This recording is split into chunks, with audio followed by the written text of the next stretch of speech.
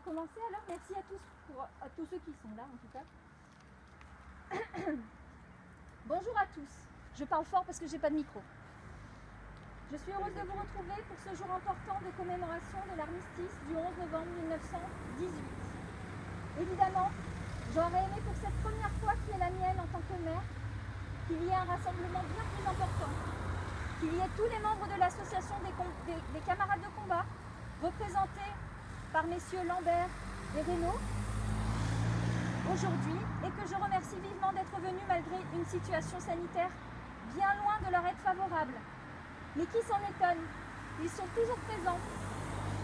Ce qu'ils servent depuis toujours ne peut être empêché. Et je leur porte une grande admiration pour cela.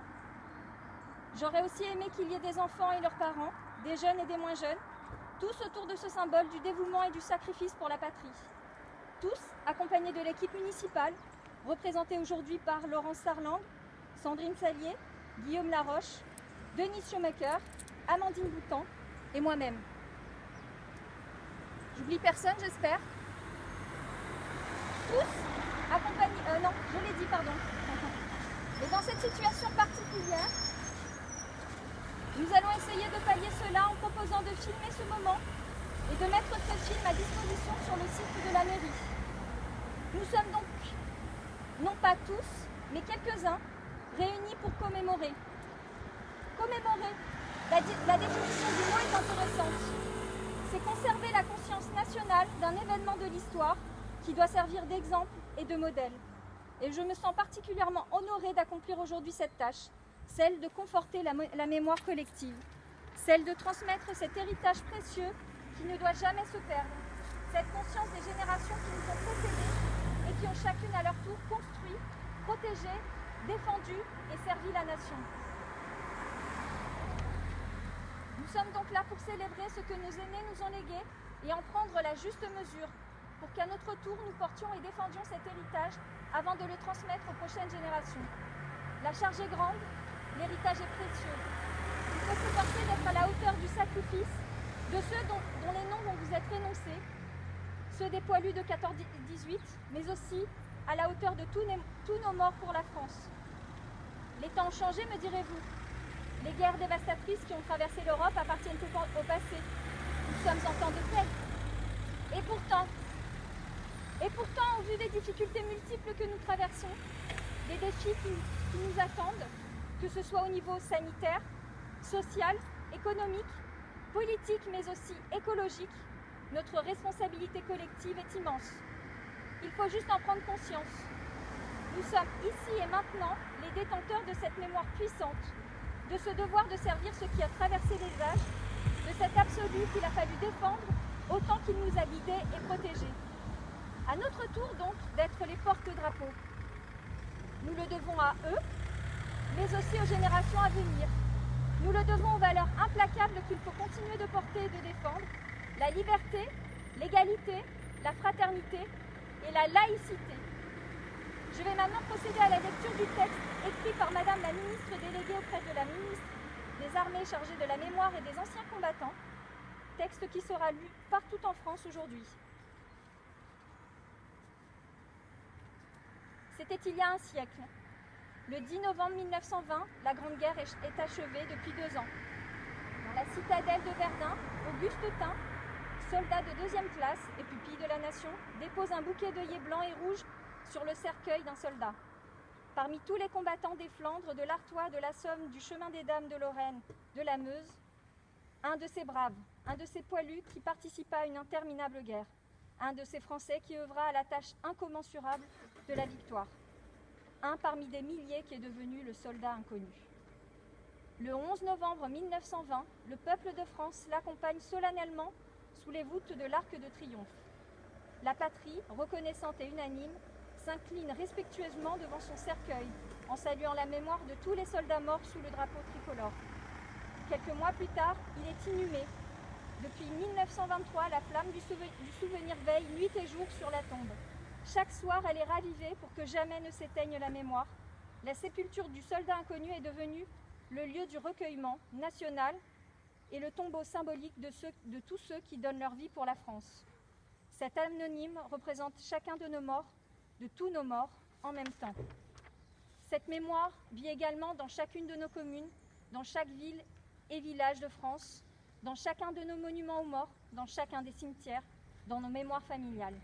Elle vit dans l'œuvre de Maurice Genevoix, qui entre aujourd'hui au Panthéon. Le président de la République l'a souhaité en l'honneur du peuple de 14-18. Maurice Genevoix n'entre pas seul dans le temple de la nation. Il y entre en soldat des éparges, en écrivain et en porte-étendard de ceux de 14. Il y entre avec ses millions de frères d'armes, ceux dont il a immortalisé le souvenir, l'héroïsme et les souffrances. Il y entre avec toute la société de la première ligne à l'arrière, mobilisée face à l'adversité, et qui a tenu avec une admirable endurance. 8 millions de soldats combattirent sous les couleurs de notre drapeau. Aucun d'entre eux ne revint totalement indemne. Des centaines de milliers furent blessés dans leur chair comme dans leur âme. 1 400 000 tombèrent du champ d'honneur. Nous ne les oublierons pas. Inlassablement, nous les honorons. Chaque 11 novembre, la nation rend également un hommage solennel à tous les morts pour la France, ceux d'hier et ceux d'aujourd'hui. Chaque année, nous rappelons leurs noms. Chaque 11 novembre est un moment d'unité nationale et de cohésion autour de ceux qui donnent leur vie pour la France, de ceux qui la servent avec dévouement et courage. En ces instants, au souvenir des événements passés et aux prises avec l'épreuve de notre temps, nous nous rappelons que c'est tout un peuple uni et solidaire qui fit la guerre, qui la supporta et en triompha. Nous allons procéder à l'énonciation de la liste des morts pour la France. Je propose à Monsieur Lambert de le faire.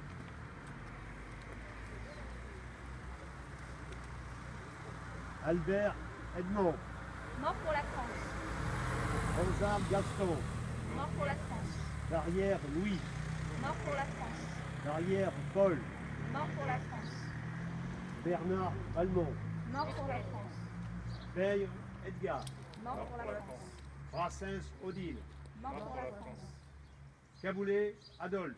Mort pour la France. Cadix Eugène. Mort pour la France.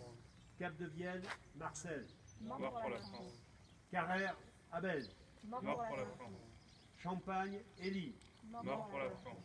Chrétien Augustin. Mort pour la France. Dos Santos René. Mort pour la France. Dubourdieu Raymond. Mort pour la France. Ducasse Camille. Mort pour la France. Fouquet Gabriel. Mort pour la France. Géron Pierre. Mort pour la France. Bouleir Gaston. Mort pour la France. Gombeau André. Mort pour la France. Grelot Désir. Mort pour la France. Lafont Bernard. Mort pour la France. Lannes. Laporte Henri. Mort pour la France. Lasserre Léon. Mort pour la France. Latteste Ismaël. Mort pour la France. Martin Claude. Mort pour la France. Conrad Émilien.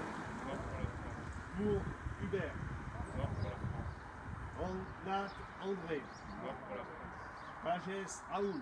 Mort pour la France. Payou Marc. Mort pour la France. Payou René. Mort pour la France. Peyron Léopold. Mort pour la France. Pinot Alfred. Mort pour la France. Saint-Laurent Lucien. Mort pour la France. Georges Léo. Mort pour la France. Choulet Baptiste. Mort pour la France. Choulier Armand. Mort pour la France. Franck Raoul. Mort pour la France. Viala Georges. Mort pour la France. Vido Lucien. Mort pour la France. Bess André. Mort pour la France. Viando François. Mort pour la France. Higuery Henri. Mort pour la France. Chivalet Henri. Mort pour la France. Majou Georges. Mort pour la France. Gallière Francis. Mort pour la France.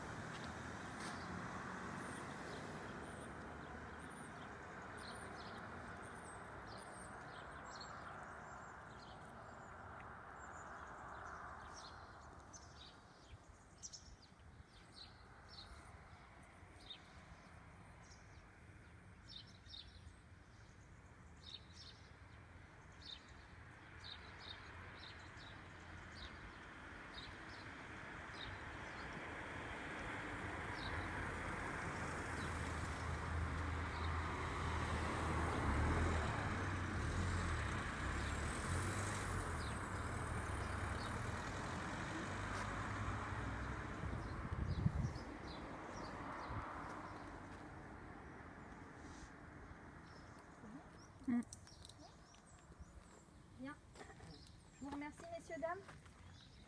Je vous souhaite une belle journée ensoleillée. Et puis à très bientôt, j'espère. Merci à vous tous. Merci. Et prenez bien soin de vous surtout.